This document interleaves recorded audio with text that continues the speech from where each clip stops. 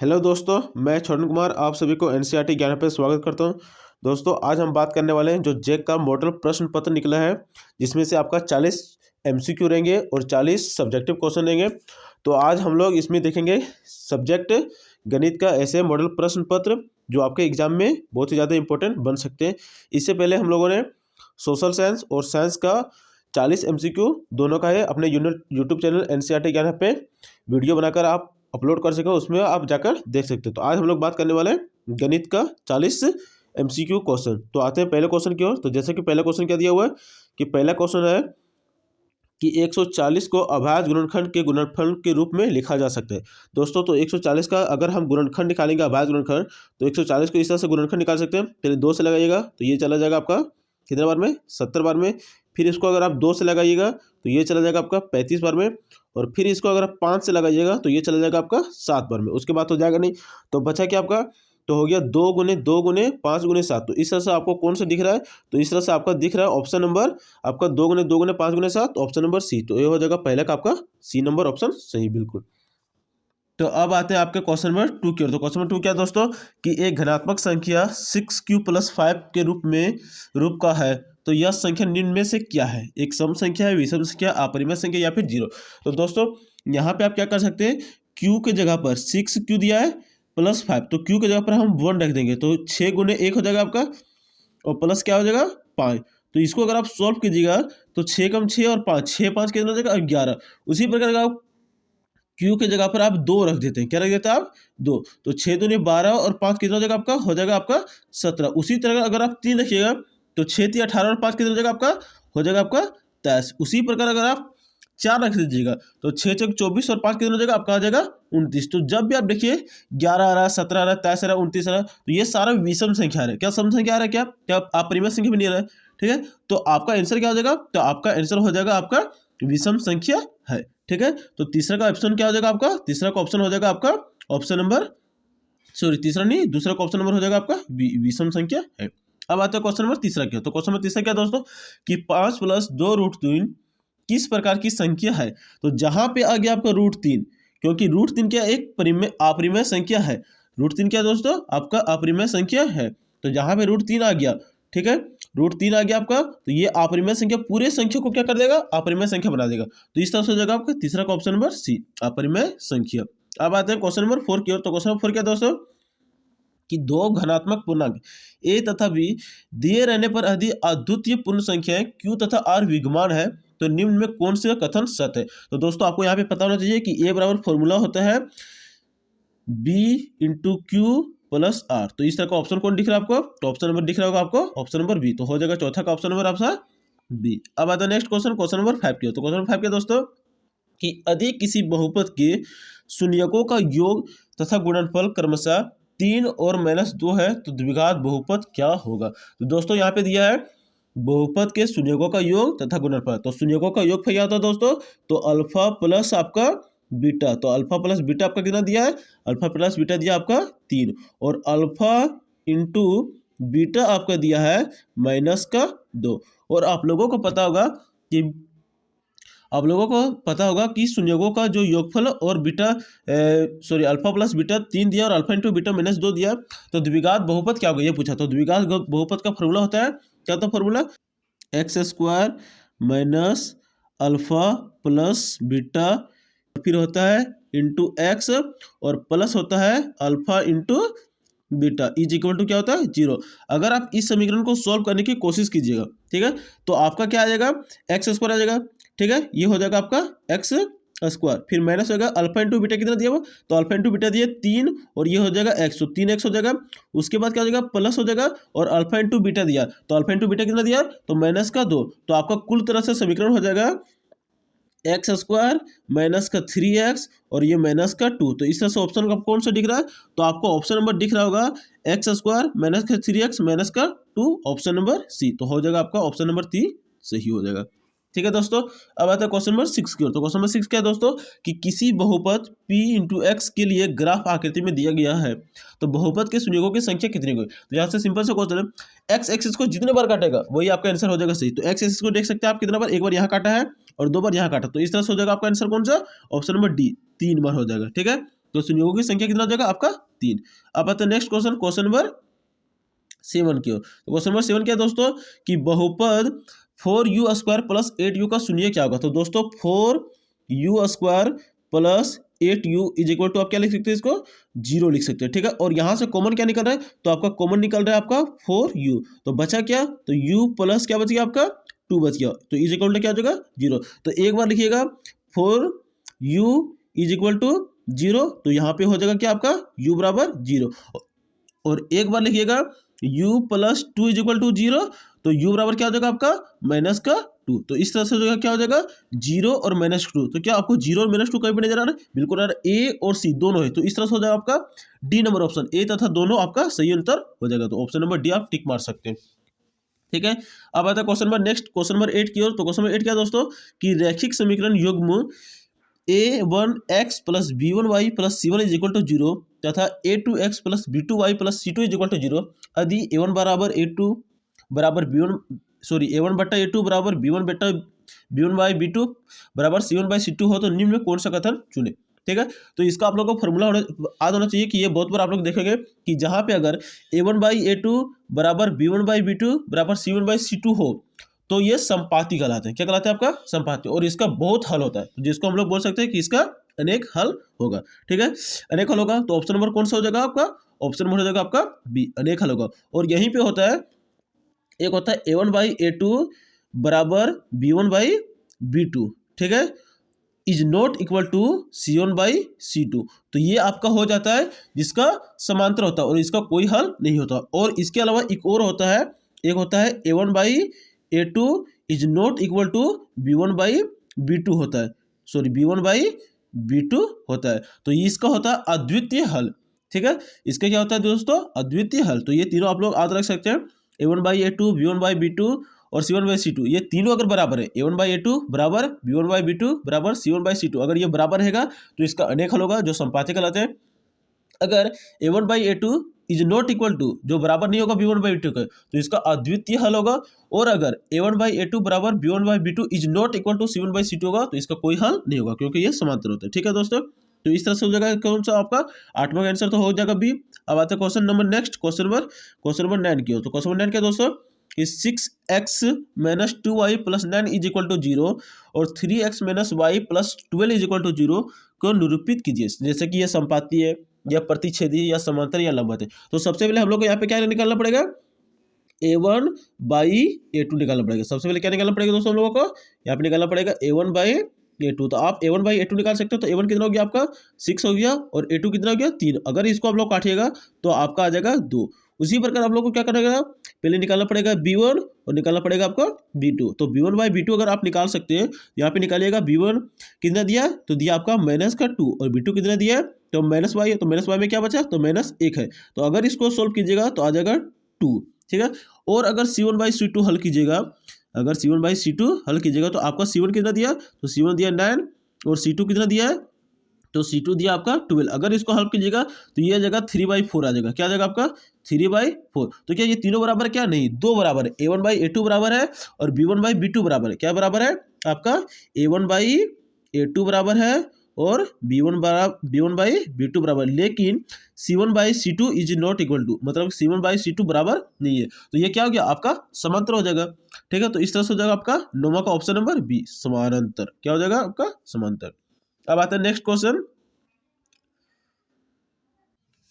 Question number 10 की ओर आते हैं। क्वेश्चन नंबर 10 क्या है दोस्तों कि समीकरण युग्म x plus y is equal to 6 और x माइनस वाई बराबर 2 का हल क्या है। तो दोस्तों आप इसको ऑप्शन भी बना सकते हैं। जैसे कि ऑप्शन क्या दिया 4 और 3 दिया, अगर हम x की जगह पर 4 और y की जगह पर 3 रखते हैं, 4 और 3 जोड़े पर कितना हो जाएगा 7, तो ये तो ऑप्शन होगा नहीं। अब आता है option number B. Option B क्या दिया कि 5 और 1 दिया, तो अगर हम x की जगह पर 5 रखते हैं और y की जगह पर 1 रखते हैं तो 5 और 1 6 जोड़ने पर 6 आ जाता है। लेकिन दूसरा समीकरण में देखते हैं तो x बराबर 5 रखेंगे और y बराबर 1 रखेंगे तो 5 और 1 में घटाएंगे तो 4 आएगा, लेकिन 4 तो ऑप्शन में दिया नहीं। अब देखते हैं option number C. Option number C भी क्या हो जाता है कि x की जगह पर 2 रखेंगे और y की जगह पर 4 रखेंगे तो 6 तो आ जाता है जोड़ने पर, लेकिन घटाने पर नहीं आता है। तो ऑप्शन नंबर डी बचा। ऑप्शन नंबर डी क्या दिया कि 4 + 2, तो अगर हम 4 + 2 करते हैं तो आपका 6 भी आ जाएगा और 4 - 2 करते हैं तो फिर भी आपका क्या आ जाएगा 2। तो ये दोनों ही आपका क्या हो जाएगा सही। तो इस तरह से हो जाएगा 10वां का ऑप्शन नंबर आपका डी नंबर हो जाएगा बिल्कुल सही। तो अब आते हैं दोस्तों क्वेश्चन नंबर 11 की ओर। तो क्वेश्चन नंबर 11 क्या है दोस्तों कि निम्नलिखित में कौन सा द्विघात समीकरण है। तो दोस्तों पहले आपको द्विघात समीकरण आना चाहिए। तो द्विघात समीकरण होता क्या है, तो आपका द्विघात समीकरण होता है ax² plus bx plus c होता है इज इक्वल टू 0 होता है। ठीक है दोस्तों, अब देखिए इस फॉर्म में आना चाहिए, तो वही आपका द्विघात समीकरण होगा। तो अगर आप ऑप्शन नंबर ए की बात करें तो यहाँ x इंटू एक्स माइनस 3, अगर इसको गुना कीजिएगा तो एक्स स्क्वायर हो जाएगा, और बराबर के उधर भी एक्स स्क्वायर, अगर बराबर के इधर लेकर आइएगा तो एक्स स्क्वायर कट जाएगा, तो एक्स स्क्वायर बचेगा नहीं। इसी प्रकार ऑप्शन बी में देखिएगा तो एक्स प्लस वन का अगर होल स्क्वायर कीजिएगा तो एक्स स्क्वायर इधर आएगा, लेकिन बराबर के उधर भी एक्स स्क्वायर है, तो ये दोनों कट जाएगा आपस में, तो ये तो बचेगा नहीं। अब आते हैं ऑप्शन नंबर डी भी देखें, तो यहाँ पे एक्स स्क्वायर है और बराबर के उधर भी एक्स माइनस 2 का होल स्क्वायर, तो एक्स माइनस 2 का अगर होल स्क्वायर कीजिएगा तो वहाँ भी एक्स स्क्वायर आ जाएगा, तो ये भी आपका कैंसिल हो जाएगा। तो बचेगा क्या, option number C. Option number C में क्या है कि एक्स प्लस वन का होल स्क्वायर यहाँ पे कीजिएगा तो एक्स स्क्वायर आ जाएगा, लेकिन बराबर के उधर एक्स स्क्वायर नहीं आएगा। ठीक है, तो यहाँ पे आपका ऑप्शन नंबर 11 क्या हो जाएगा, आपका सी हो जाएगा, क्योंकि गुना कीजिएगा तो यहाँ एक्स स्क्वायर आ जाएगा। ठीक है, तो 11 नंबर आपका 11 का ऑप्शन नंबर सी आपका बिल्कुल सही हो जाएगा। अब आता है क्वेश्चन नंबर 12 की हो। तो क्वेश्चन नंबर 12 क्या दोस्तों कि द्विघात समीकरण x square plus x minus 1 is equal to 0 के मूल्य की प्रकृति क्या। दोस्तों मूल्य की प्रकृति आपको पता होगा, तो सबसे पहले आपको डी का फॉर्मूला पता होना चाहिए। तो डी बराबर क्या होता है, तो डी बराबर होता है बी स्क्वायर माइनस का 4ac होता है। ठीक है दोस्तों, अब देखिए बी कितना दिया है, तो बी होता है, देखिए एक्स स्क्वायर में ए होता है, ठीक है, एक्स में बी होगा और सी आपका माइनस का 1 दिया है, तो बी स्क्वायर कितना हो जाएगा, तो एक का स्क्वायर हो जाएगा आपका -4। ए कितना दिया आपका, तो ए दिया आपका 1, और सी कितना दिया है, तो सी दिया माइनस का 1। ये सारा गुना हो जाएगा आपका। ठीक है, तो 1 का स्क्वायर 1 हो जाएगा, और माइनस क्या हो जाएगा आपका प्लस, और इधर 4 हो जाएगा, 4 1 कितना हो जाएगा आपका, हो जाएगा आपका 5। दो की 0 से क्या आपका बड़ा है, डी ग्रेटर देन हो जाएगा आपका 0, जो कि बनता है आपका वास्तविक और असमान। ठीक है, तो इस तरह से हो जाएगा आपका कौन सा ऑप्शन, वास्तविक और असमान। तो ऑप्शन नंबर आपका हो जाएगा ऑप्शन नंबर पहला। ठीक है दोस्तों, तो हो जाएगा आपका 12वां का ऑप्शन नंबर पहला। अब आते हैं क्वेश्चन नंबर 13 की ओर। तो क्वेश्चन नंबर 13 क्या है दोस्तों कि a x square plus b x plus c equal to 0 के दो भिन्न वास्तविक मूल होंगे। तो ये वास्तविक मूल कब होता है, जब आपका होता है डी ग्रेटर देन 0। ठीक है, तो डी ग्रेटर देन 0 कौन गया, तो आपका ऑप्शन नंबर सी देखिए, B square minus 4ac greater than 0, तो आपका हो जाएगा 13 का ऑप्शन नंबर सी। अब आते हैं क्वेश्चन नंबर 14 की ओर। तो क्वेश्चन नंबर 14 क्या दोस्तों कि द्विघात समीकरण x square minus x plus 3 is equal to 0 का विविक्तर क्या होगा। तो विविक्तर निकालने को आपको डी आना चाहिए। तो डी बराबर क्या होता है दोस्तों, तो डी बराबर होता है बी स्क्वायर माइनस 4ac, जो कभी हम कुछ देर पहले बताए थे। ठीक है, अब देखिए यहाँ पे बी कितना दिया आपका, दिया है बी का -1, तो -1 का होल स्क्वायर लिख लीजिएगा, फिर माइनस फिर 4 दीजिएगा। अब ए कितना है, तो ए है 1 है आपका, तो 1 गुना, और सी कितना दिया है, तो सी दिया आपका 3।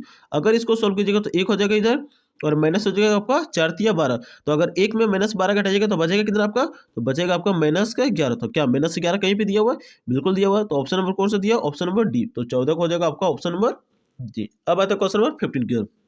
तो क्वेश्चन नंबर 15 क्या है दोस्तों कि प्रथम पद ए एवं सार्वंतर डी वाले एपी का एनवा पद निम्न में से चुने। तो दोस्तों आपको पता होगा कि a n is equal to formula होता है, और वो होता है a plus n minus 1 into d, जो कि आपको ऑप्शन में कौन सा दिख रहा है, ए एन बराबर a plus n minus 1 into 2, option number आपका डी। तो हो जाएगा आपका 15 का ऑप्शन नंबर डी बिल्कुल सही आंसर। अब आता है क्वेश्चन नंबर 16 की ओर। तो क्वेश्चन नंबर 16 क्या है दोस्तों कि एपी 10 7 4 का 30वां पद होगा। तो यहाँ पे आपको क्या निकालना है, A30 आपको निकालना है। A30 का फॉर्मूला क्या होता है दोस्तों, A प्लस 29D होता है। ठीक है दोस्तों, तो यहाँ पे ए आपका कितना दिया है, आपका दिया हुआ है 10, क्योंकि प्रथम पद 1 कहलाता है। ठीक है, और यहाँ पे 29 लिख दिए। अब सवाल उठता है कि डी कैसे निकले। तो डी क्या होता है कि सेकेंड पद में फर्स्ट पद घटाना होता है।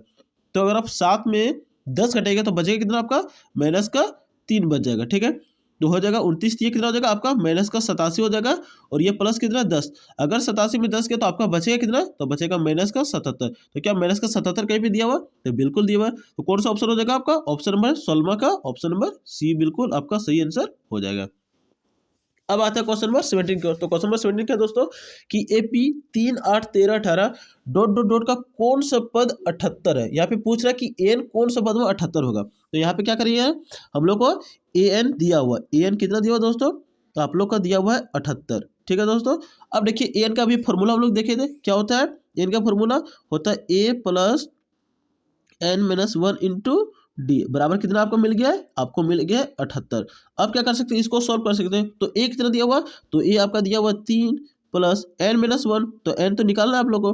तो n-1 और डी कितना दिया है तो डी निकालने के लिए क्या करेंगे सेकेंड पद में फर्स्ट पद घटाएंगे। तो 8 में अगर आप 3 घटाएगा तो बचेगा कितना आपको बचेगा 5 और यहाँ हो जाएगा आपका 78। अब इसको सॉल्व करिए, अगर 3 को 78 की तरफ लेके जाएंगे तो ये प्लस में तो उधर जाएगा तो माइनस में, तो बचेगा क्या आपका कितना तो बचेगा आपका 75। तो यहाँ तक हम नोट कर सकते हैं। उसके बाद क्या हो जाएगा अगर 3 ले गए तो बचेगा कितना आपका तो 3 ले गए उधर तो बचेगा आपका n-1 into 5 is equal to 78 minus 3 कर दिया तो आपका कितना बचा आपका बच गया 75। अब क्या करेंगे 5 को उधर लेके जाएंगे, ठीक है, नहीं तो क्या कर सकते हैं आप डायरेक्ट भागा दे दीजिए। तो 5 अगर हम 75 का भागा देंगे कितना हो जाएगा 15 बार में कट जाएगा तो बचेगा कितना n-1 बराबर 15। तो n बराबर आपका क्या हो जाएगा n बराबर हो जाएगा आपका 16। तो हो जाएगा कौन सा पद तो 16वां पद आपका हो जाएगा आंसर सही। तो इस तरह से हो जाएगा 17वां का ऑप्शन नंबर बी।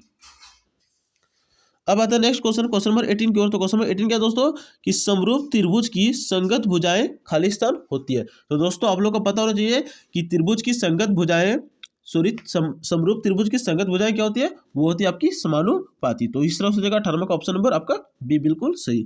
अब आता है क्वेश्चन नंबर 19 की ओर। तो क्वेश्चन 19 क्या है दोस्तों कि दो समरूप त्रिभुजों की भुजाएं 4:9 के अनुपात में, तो इन त्रिभुजों का क्षेत्रफल क्या होगा। तो दोस्तों क्या दिया कि 4:9 है तो इसका क्षेत्रफल स्क्वायर में करेंगे तो 4 का कितना होगा 16 और 9 का कितना हो जाएगा 81। तो 16/16:81 कौन सा हो जाएगा आपका ऑप्शन नंबर आपका डी बिल्कुल सही हो जाएगा, ठीक है। अब आता है क्वेश्चन नंबर 20 की ओर। तो क्वेश्चन नंबर 20 क्या दोस्तों कि त्रिभुज ए बी सी में ए बी बराबर 6√3 सेंटीमीटर दिया है, ए सी बराबर 12 सेंटीमीटर दिया और बी सी बराबर 6 सेंटीमीटर। तो क्या बोला कि तो कौन बी है। दोस्तों सबसे पहले हम लोग क्या करते हैं एक ट्रायंगल ऐसे करके छाप लेते हैं, ठीक है। तो आप लोग को पता होगा कि एसी क्या बराबर 12 है तो 12 सबसे बड़ा वाला कौन होगा तो 12 हम इसको मान लेते हैं और क्या मान लेते हैं 6√3 इसको मान लेते हैं और 6 इसको मान लेते हैं। अब आप लोग को पता होना चाहिए कि जो समकोण त्रिभुज होता है कि दो भुजा को जोड़ने पर तीसरा भुजा का क्या होता है बराबर। तो 6√3 और 6 को अगर हम लोग स्क्वायर करके जोड़ेंगे तो 12 जो तीसरी भुजा उसके स्क्वायर के बराबर होना चाहिए। तो 6√3 का हम लोग सबसे पहले स्क्वायर निकालते हैं और फिर क्या निकालते हैं आपका 6 का स्क्वायर निकालते हैं। तो ठीक है 6 को स्क्वायर आपका कितना हो जाएगा 36 और ये हो जाएगा आपका प्लस 6√3 का स्क्वायर हो जाएगा आपका 6×36 और यहाँ पे हो जाएगा आपका 6×36 हो जाएगा आपका और इसका 3 का निकालिएगा तो हो जाएगा 3। तो 36 कितना हो जाएगा आपका 108। तो 108 और 36 को जोड़िएगा तो आपका हो जाता है 144। और नेक्स्ट जो तीसरी भुजा है 12 तो 12 का स्क्वायर भी क्या होता है आपका 144 हो जाता है। इस तरह से दो भुजा को जोड़ने पर अगर तीसरी भुजा के बराबर होता है तो वो भुजा क्या होता है समकोण। तो इस तरह से हो जाएगा आपका ये हो जाएगा ए, ये हो जाएगा बी और ये हो जाएगा सी और ये कौन सा कोण है तो कौन हो जाएगा आपका 90 डिग्री। तो बी कौन सा कोण हो जाएगा तो बी हो जाएगा आपका 90 डिग्री। तो 20 का ऑप्शन नंबर सी बिल्कुल आपका हो जाएगा सही।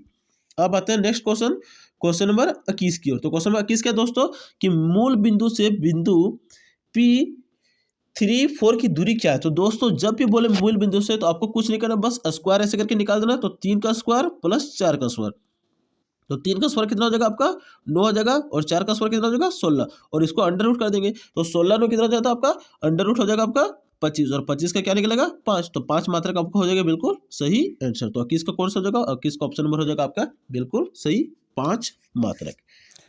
तो अब आते हैं क्वेश्चन नंबर 22 की ओर। तो क्वेश्चन नंबर 22 के दोस्तों कि बिंदुओं 2, 5 तथा 4, 7 को मिलाने वाले रेखाखंड का मध्य बिंदु क्या है। तो दोस्तों मध्य बिंदु निकालने का फॉर्मूला आपको पता होगा क्या होता है कि x1 प्लस x2/2 होता है और दूसरे क्या होता है कि y1 प्लस y2/2। तो अगर x1 प्लस x2 कीजिएगा तो यहाँ पे कितना हो जाएगा 2 + 4 कीजिएगा बट्टा कीजिएगा 2 तो यह हो जाएगा आपका 3 आ जाएगा काटने पर 6/2 तो 3 आ जाएगा। इसी प्रकार y1 प्लस y2 कीजिएगा तो कितना हो जाएगा 5 + 7 हो जाएगा आपका कितना 12 और 2 कीजिएगा तो 12 2 करिएगा कितना आ जाएगा 6 आ जाएगा। मतलब कि 3 और 6 तो 3 और 6 कहीं पे दिख रहा है आपका तो ऑप्शन बिल्कुल नंबर सी दिख रहा है 3 और 6 हो जाएगा आपका सही आंसर, ठीक है दोस्तों। अब आते हैं क्वेश्चन नंबर 23 के। तो क्वेश्चन नंबर 23 क्या है दोस्तों कि 2 sin A बराबर sin 2A तो A का मान क्या होगा। दोस्तों आपको क्या दिया है कि 2 sin A is equal to क्या दिया आपका sin 2A। तो sin 2A बराबर क्या होता है फॉर्मूला तो sin 2A बराबर होता है 2 sin A इंटू cos ये होता है, ठीक है। तो 2 sin A कट जाएगा तो बचा कितना A 2 sin A कट गया तो आपको क्या बच गया तो यहाँ बच गया cos ए बराबर आपका बच जाएगा ए। तो कोस ए बराबर 1 तो ए कितना होता है 90 डिग्री तो कोस थीटा बराबर कितना हो जाएगा 90 डिग्री। तो यहाँ पे हो जाएगा थीटा का मान आपका 90 डिग्री। तो 23 का हो जाएगा आपका ऑप्शन नंबर डी बिल्कुल सही आंसर। ए का मान क्या हो जाएगा आपका 90 डिग्री। अब आता है क्वेश्चन नंबर 24 क्या, तो क्वेश्चन नंबर 24 क्या दोस्तों कि कोस 48 डिग्री माइनस साइन 52 डिग्री का मान क्या होगा। तो ये आपको पता होगा कि हमेशा इसका जीरो मान आता है, क्योंकि यहाँ पे 90 माइनस कीजिएगा तो आ जाएगा आपका जीरो, तो 24 का हो जाएगा आपका ऑप्शन नंबर जी। अब आता है क्वेश्चन नंबर 25 की ओर, तो क्वेश्चन नंबर 25 क्या दोस्तों कि साइन ए बराबर 3/5 हो तो कोस ए का मान क्या होगा। तो दोस्तों यहाँ पे क्या दिया, साइन ए बराबर दिया है आपका 3/5, तो 3/5 दिया कि नहीं दिया, तो आपका साइन ये 3/5 दिया, तो ये आपका लंब दिया हुआ है, लंब दिया हुआ आपका, ठीक है दोस्तों। और ये आपका क्या दिया है, आपका दिया हुआ कर्ण। तो ठीक है, आपको क्या निकालना, आधार। तो आधार निकालने के लिए सबसे पहले क्या करना पड़ेगा आपको, आधार का फॉर्मूला क्या होता है, तो आधार का फॉर्मूला होता है कर्ण स्क्वायर माइनस लंब का स्क्वायर, जो कि अंडर रूट में होता है, तो अंडर रूट निकालिए। तो 5 का स्क्वायर माइनस कर लीजिएगा 3 का स्क्वायर, तो 5 का स्क्वायर कितना हो जाएगा आपका, हो जाएगा आपका 25 और माइनस 3 का स्क्वायर हो जाएगा 9, तो 25 में 9 हो गया तो कितना बचेगा, रूट का 16 बचेगा, जो कि बचेगा आपका 4, तो 4 हो गया। अब इस तरह से हो गया आपका 4। तो अब क्या बोल रहा है कि कोस ये आपको निकालना, तो कोस ये का फॉर्मूला क्या होता है, तो केस ये का फॉर्मूला होता है आधार बट्टा कर्ण। तो आधार कितना दिया आपका 4 और कर्ण कितना दिया था 5, तो 4/5 हो जाएगा आपका आंसर। तो 4/5 आपका सही आंसर। तो कहीं पर 4/5 दिख रहा है, बिल्कुल दिख रहा है, ऑप्शन नंबर बी तो हो जाएगा आपका 4/5 आंसर सही। तो अब आते हैं क्वेश्चन नंबर 26 और क्वेश्चन नंबर 26 क्या है दोस्तों कि धरती पर एक मीनार ऊर्ध्वाधर खड़ी है। तो ये धरती पर खड़ी बनी है, आप लोग को कह रहे थे क्या कि एक मीनार ये खड़ी है धरती पर ऊर्ध्वाधर खड़ी है, ठीक है। अब क्या बोल रहे हैं इस पर, धरती के एक बिंदु से जो मीनार के 5 बिंदु से 15 मीटर दूरी पर, तो मान के चलिए ये 5 बिंदु है और यहाँ से ये 15 मीटर की दूरी पर, इसको कितना मान लेते हैं हम लोग, 15 मीटर की दूरी पर। अब क्या बोल रहा है कि मीनार के शिखर को उन्नयन कोण 60 डिग्री, तो ये कोण आपका कितना हो जाएगा, ये हो जाएगा आपका 60 डिग्री, ठीक है। तो क्या बोल रहा है कि मीनार की ऊंचाई, तो मीनार की ऊंचाई क्या है, तो ये मीनार की ऊंचाई हम लोग इसको क्या मान लेते हैं एच। अब देखिए जब आपका ऊंचाई दिया हुआ है और आपका बेस दिया हो तो आपको क्या निकालना है, तो 10 हो गया, तो 10 क्या निकालेंगे 60 डिग्री, तो 10 60 डिग्री का फॉर्मूला क्या होता है, तो 10 60 डिग्री क्या होता है आपका, तो 10 60 डिग्री होता है आपका √3 होता है। अब 10 60 डिग्री में क्या निकालेंगे, तो 10 60 डिग्री का फॉर्मूला होता है क्या, तो होता है आपका ऊंचाई हो जाएगा आपका और बट्टा क्या हो जाएगा 15, तो एच बट्टा यहाँ पे क्या लिख देंगे, आप लिख देंगे 15, बेस हो जाएगा, ठीक है। अब यहाँ पे √3, तो यहाँ पे अगर तिरछा गुना कीजिएगा तो एच बराबर कितना हो जाएगा, तो 15√3, तो 15√3 कौन सा हो जाएगा, तो ऑप्शन नंबर आपका बी बिल्कुल सही हो जाएगा 15√3। तो अब आते हैं क्वेश्चन नंबर 27 के, तो क्वेश्चन नंबर 27 क्या दोस्तों कि त्रिभुज पी क्यू आर में जिसका कोण क्यू समकोण है और पी क्यू बराबर 3 सेंटीमीटर है, क्यू आर बराबर 6 सेंटीमीटर, तो सबसे पहले हम लोग एक त्रिभुज छाप लेते हैं जिसको हम लोग क्या है यहाँ पे पी क्यू आर लिख लेते हैं, और यहाँ पे क्या दिया है कि क्यू एक समकोण है और साथ में दिया है कि पी क्यू बराबर 3 सेंटीमीटर दिया हुआ है और पी आर बराबर 6 सेंटीमीटर दिया हुआ है, ठीक है दोस्तों। अब यहाँ से हम लोग क्या दिया है कि आपका दिया हुआ है कर्ण दिया हुआ है और क्या दिया हुआ है आपका दिया हुआ है लंब भी दिया हुआ है, ठीक है दोस्तों, आधार भी दिया हुआ है, ठीक है, सॉरी क्या दिया हुआ आपका आधार। तो यहाँ पे हम लोग क्या करेंगे, तो फॉर्मूला क्या लिख लेंगे, कोस थीटा बराबर क्या हो जाएगा आपका, तो कोस थीटा बराबर हो जाएगा आपका आधार बटा कर्ण। तो आधार कितना दिया आपका 3 और ये हो जाएगा कर्ण आपका 6, तो 3/6 काटेंगे तो कितना हो जाएगा 1/2, तो 1/2 क्या हो जाएगा आपका, 1/2 किसका मान होता है, तो 1/2 मान होता है आपका 60 डिग्री का, तो हो जाएगा 27 का ऑप्शन नंबर सी।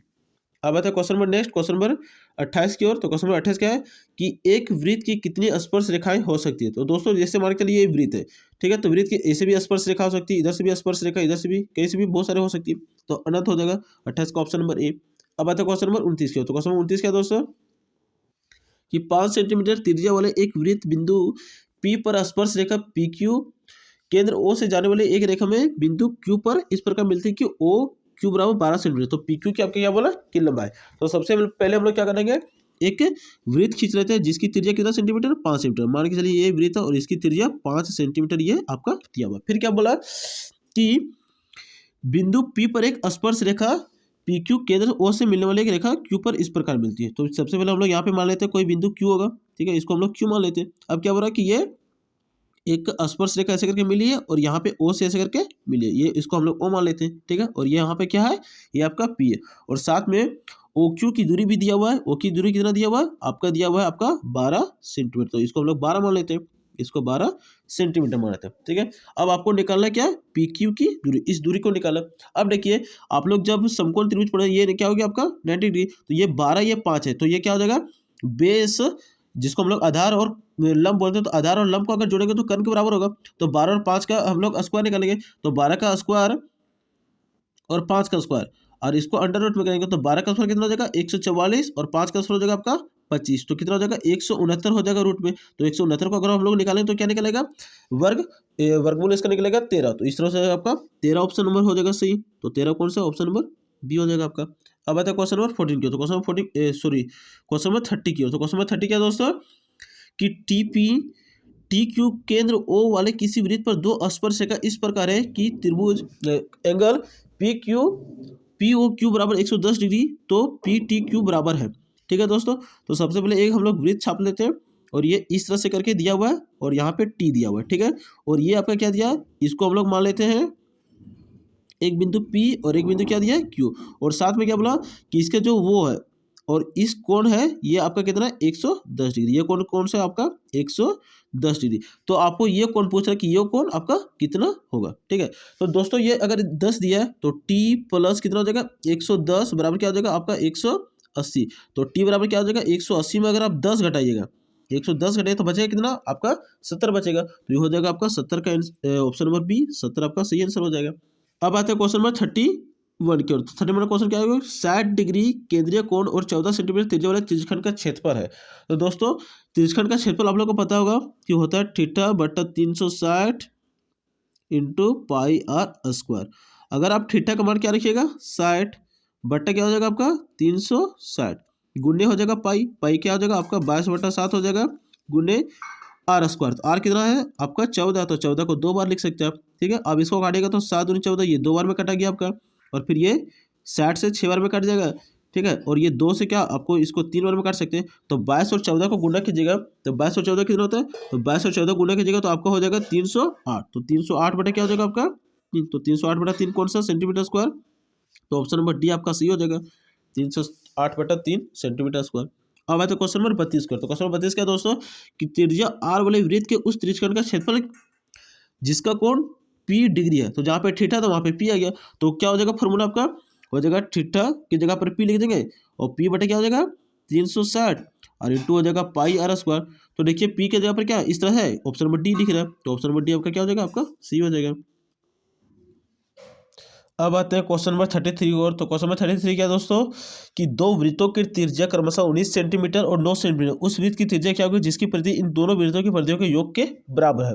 तो इस कंडीशन में क्या होता है कि 2 पाई आर बराबर क्या हो जाएगा, दो वृत्तों की त्रिज्या 2 पाई आर बराबर हो जाएगा 2 पाई R1 प्लस 2 पाई R2 हो जाएगा। ठीक है दोस्तों, अब देखिए यहाँ पे 2 पाई आर हो गया, ये आपका इज इक्वल टू क्या हो जाएगा आपका, यहाँ पे 2 पाई कॉमन आ जाएगा और बचेगा क्या R1 प्लस R2 बचेगा, और ये 2 पाई इधर से कैंसिल हो जाएगा। तो R बराबर क्या हो जाएगा R1 प्लस R2। तो R1 कितना हो गया आपका दोस्तों, तो R1 हो गया 19 और प्लस 9 कितना हो जाएगा तो 28। तो 28 कौन सा हो जाएगा आपका, ऑप्शन नंबर हो जाएगा आपका बी बिल्कुल सही। तो ऑप्शन नंबर हो जाएगा आपका 33 का बी।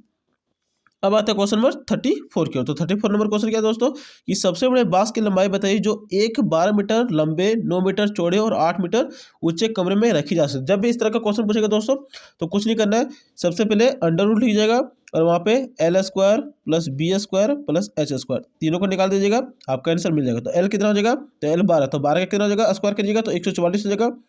उसी प्रकार अगर आप बी कितना दिया 9 का स्क्वायर कीजिएगा तो 81 हो जाएगा, और एच का स्क्वायर कीजिएगा तो 8 का स्क्वायर कितना हो जाएगा आपका हो जाएगा 8 का स्क्वायर हो जाएगा 64। अगर सभी को जोड़िएगा तो आपका हो जाएगा 4 1 5 5 4 9 हो जाएगा इधर, और इधर हो जाएगा 6 8 14 14 से 18 का 8 हाथ बचा 1 1 कर 289। तो 289 किसका रूट होता है दोस्तों, तो 289 आपका होता है 17 का। तो हो जाएगा इस तरह से आपका 34 का 17 आंसर। तो हो जाएगा 34 का कौन सा ऑप्शन दिया, ऑप्शन नंबर आपका बी हो जाएगा सही। ठीक है, अब आता है नेक्स्ट क्वेश्चन, क्वेश्चन नंबर 35 की ओर। तो 35 क्वेश्चन क्या है दोस्तों कि एक शंकु की ऊंचाई 12 सेंटीमीटर है तथा इसके आधार का व्यास 10 सेंटीमीटर है। तो शंकु की तिर्यक ऊंचाई, तो आप लोग का तिर्यक ऊंचाई पता है, तो एल बराबर क्या होता है, तो अंडर रूट होता है H square plus R square होता है। तो एच का कितना दिया आपका ऊंचाई दिया 12, तो 12 का स्क्वायर कितना हो जाएगा आपका 144 हो जाएगा। ठीक है, और प्लस आर कितना दिया, आर तो नहीं दिया, व्यास 10 दिया, तो आर कितना हो जाएगा 5 हो जाएगा। तो 5 का स्क्वायर हो जाएगा आपका 25, तो 144 और 25 कितना हो जाएगा आपका 169 हो जाएगा। और 169 किसका है, तो 169 है 13 का स्क्वायर। ठीक है, तो 13 कौन सा हो जाएगा 35 का ऑप्शन हो जाएगा आपका 35 का option number A 13 centimetre. Question number 36 की ओर। अब आते हैं क्वेश्चन नंबर 36 से। क्वेश्चन नंबर 36 क्या है दोस्तों कि मॉडल बनाने वाली मिट्टी से ऊंचाई 24 सेंटीमीटर और आधार की त्रिज्या 6 सेंटीमीटर और एक शंकु बनाया गया। एक बच्चे ने इस गोले के आकार में बदल दिया तो इसकी त्रिज्या, जब भी इस तरह आकार बदल जाएगा तो दोनों का आयतन हमेशा क्या होगा दोस्तों, बराबर होगा। तो सबसे पहले शंकु का आयतन देखते हो। शंकु का आयतन क्या होता है, तो शंकु का आयतन होता है 1/3 पाई आर स्क्वायर, फिर होता है एच, ठीक है। और गोले का आयतन क्या होता है, तो गोले का आयतन होता है 4/3 पाई आर क्यूब, ठीक है दोस्तों। अब देखिए यहाँ पे क्या क्या हो जा रहा है, तो यहाँ पे आप देख सकते हैं कि 1/3, 3 से 3 यहाँ पे कैंसिल हो सकता है, ठीक है। और बचा क्या, पाई, तो पाई से पाई भी यहाँ पे कैंसिल हो गया, बचा आर स्क्वायर और एच। तो आर स्क्वायर क्या लिख सकते हैं, आर दिया आपका 6, तो 6 गुने 6 हो जाएगा, और 24 दिए ऊंचाई, तो 24 यहाँ पे लिख दिया। उसके बाद क्या दिया, आर क्यूब। अब यहाँ पे बचा 4, तो 4 से देखिए दोस्तों अगर इसको काटेंगे तो ये 6 बार में कट जाएगा, तो यहाँ पर क्या 6 6, तो आर क्यूब बराबर हो गया 6 का क्यूब। तो इस तरह से हो जाएगा आर बराबर आपका 6 आंसर, ठीक है। तो हो जाएगा आपसे कौन सा ऑप्शन, तो हो जाएगा आपका 36 का option number C, 6 centimetre. Question number 37, तो क्या बोल रहा है, निम्नलिखित में कौन सा संबंध सही है। तो आपका पता है कि 3 माध्यक बराबर बहुलक प्लस 2 माध्यक होता है, तो ऑप्शन नंबर 37 का हो जाएगा बी, ये तो कोई दिक्कत नहीं था। अब आता है क्वेश्चन नंबर 38 का। 38 भी वही 3 है कि वर्ग अंतराल एवं संचयी बारंबारता के बीच खींचे गए आले को खाली स्थान कहते हैं। तो खाली स्थान को क्या कहते हैं, उसको हम लोग बोलते हैं तोरण, ठीक है।